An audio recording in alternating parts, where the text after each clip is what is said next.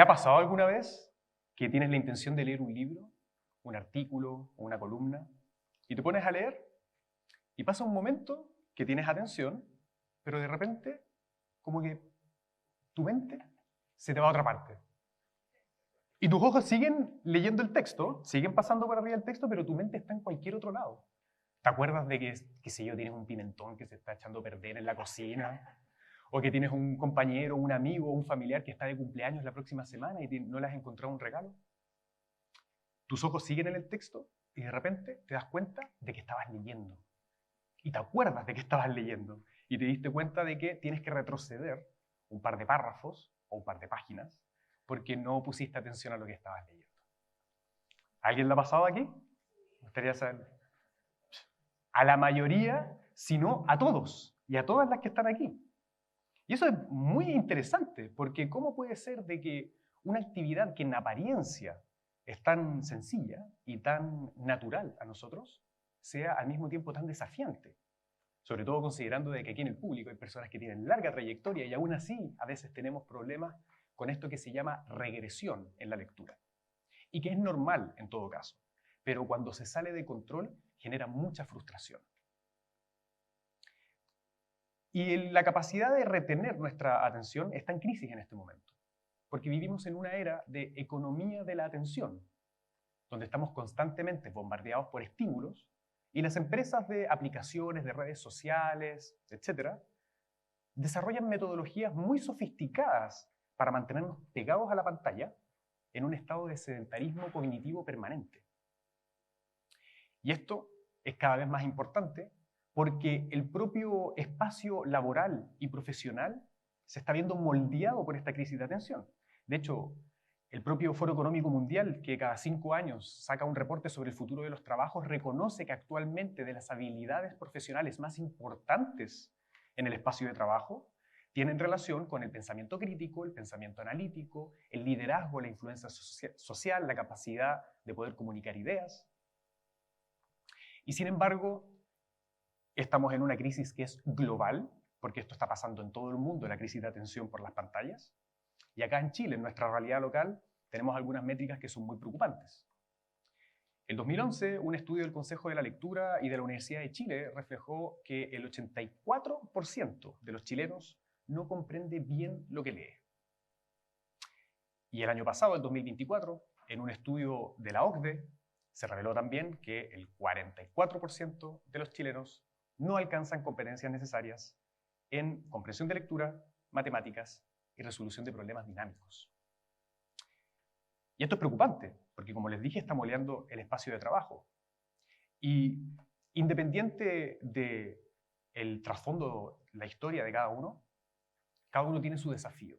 Y a mí me pasó lo mismo, porque incluso que yo vengo de una familia que es lectora y que cultiva los libros y siempre tuve acceso, yo mismo recién empecé a leer de manera activa en la universidad.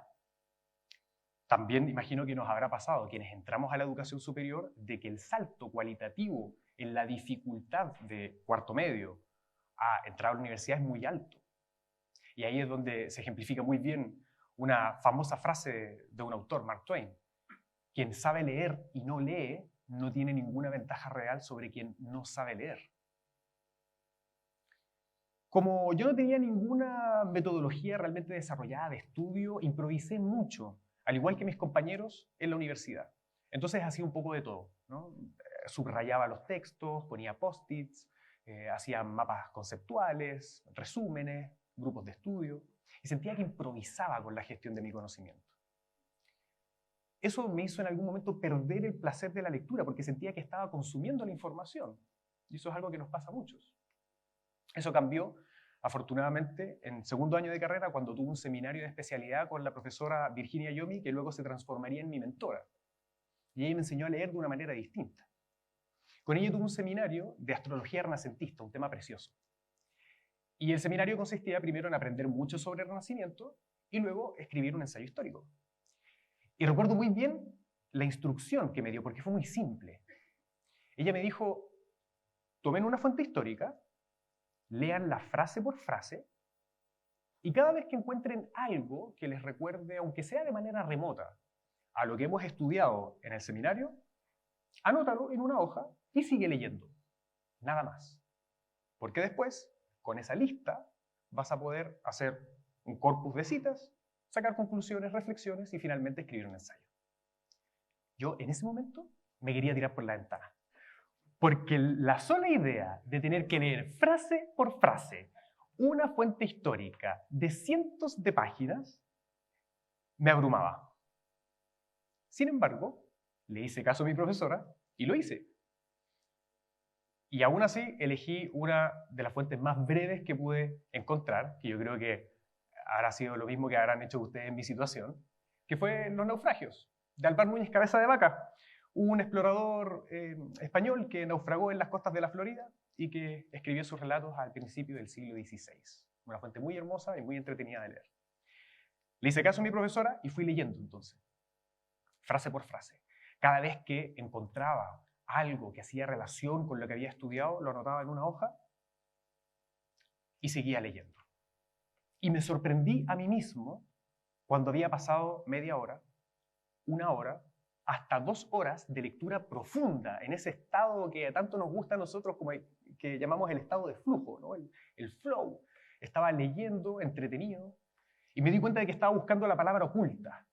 Esa idea que me ayudaba a sintetizar el contenido de una página en una sola idea, en una frase breve. Y ahí me di cuenta, por ejemplo, de que un texto grande y abrumador se podía resumir en una frase. Por ejemplo, el uso del fuego. En esa página está descrito por parte de los indígenas de la Florida. Excelente. Me gustó mucho esa metodología porque la encontraba muy simple. Como decía el autor del Principito, Antoine de Saint-Exupéry, a veces lo perfecto no es cuando no te queda nada que añadir, sino cuando no te queda nada que quitar. Y había encontrado por fin un método que a mí me hacía sentido y que era esencial. Lo seguí utilizando incluso para mis lecturas no académicas. Me imagino que a ustedes les habrá pasado alguna vez de que están leyendo una novela y dejan de leerlo por algún motivo durante 2 días o hasta una semana. Y después retoman la novela y no te acuerdas en qué estabas, cómo se llamaban los personajes, cuál era el giro de la trama. ¿Les ha pasado alguna vez también? Y el problema es que eso te hace desistir de la novela. Me pasó que cuando hacía estos mapas, solamente para anotar en qué momento estaba de la novela, en este momento presentaron un personaje, en este momento mataron a un personaje, después podía recuperar rápidamente lo que había leído. Y como me dedico a los clubes de lectura, también pude utilizar este método porque buscaba cosas que compartir en la conversación. Estaba atento a qué cosas, qué ideas quería compartir. Al día de hoy he optimizado esta metodología, la he personalizado, incluso le puse nombre. Le puse mapa de lectura. Y le puse mapa porque me gusta pensar en los libros como un territorio, como un viaje. Entonces, al igual que un cartógrafo, cuando tú estás viajando, vas dibujando el contorno del territorio y haciendo anotaciones para que después, en una segunda ocasión, te sea mucho más fácil volver a ese territorio. Para eso sirven los mapas, ¿no? Entonces, te voy a enseñar a hacerlo como lo hago yo, a ver si te inspira y te sirve en tus próximas lecturas. Yo lo que hago es muy sencillo. Tomo una hoja de papel y la doblo en la cantidad de partes que sea necesaria para que me quepe dentro de un libro. Y utilizo esta hoja como un marcapáginas. Yo ya no uso marcapáginas tradicionales porque solo sirven para marcar la página, yo necesito anotar. Entonces, una hoja doblada hace muy bien ese trabajo. Y luego, cuando me pongo a leer, me pregunto, cuando termino un capítulo, un título, un subtítulo, un párrafo largo, me pregunto, ¿qué es lo que acabo de leer? En una frase o en una idea. Esto es un concepto, un argumento, la presentación de un personaje, un giro en la trama. Y cuando encuentro esa frase oculta, esa palabra que me ayuda a resumir lo que acabo de leer, anoto la página y luego una frase breve, un concepto o un identificador. Entonces, en la medida que voy leyendo, esa lista se va ampliando. Y así está, ¿no? El número de páginas más un breve identificador y idea fuerza, y este es el mismo papelito que tengo acá. Cuando termino de leer, cierro el libro y despliego el mapa de lectura, que se ve así, y trato de repasar. Me digo a mí mismo, bueno, acabo de terminar de leer el libro o este capítulo, ¿puedo recrear en mi mente el argumento, la historia con solamente las anotaciones que tengo? ¿Podría explicárselo a alguien más? ¿Podría contarles ahora la historia de este libro solo con esto? Si hay algún punto en el que me quedo pegado y no puedo explicarlo, entonces tengo el número de página escrito y puedo volver para refrescar esa memoria. Y eso me ha ayudado muchísimo para no volver a olvidar lo que leo. Y funciona por dos motivos principales, esto del mapa de lectura. Primero, porque está en una hoja aparte. Y eso es muy importante. Me imagino que todos quienes estamos acá en algún momento hemos subrayado un libro o hemos pegado un post-it y hacemos anotaciones en una fotocopia o en el libro. ¿Cuál es el problema que tiene eso que encontré? Es que después tú cierras el libro y si lo guardas en el estante, todas esas subrayados, márgenes y post-it se van junto con el libro al estante. Si no vuelves a abrir el libro, no vuelves a ver esas anotaciones.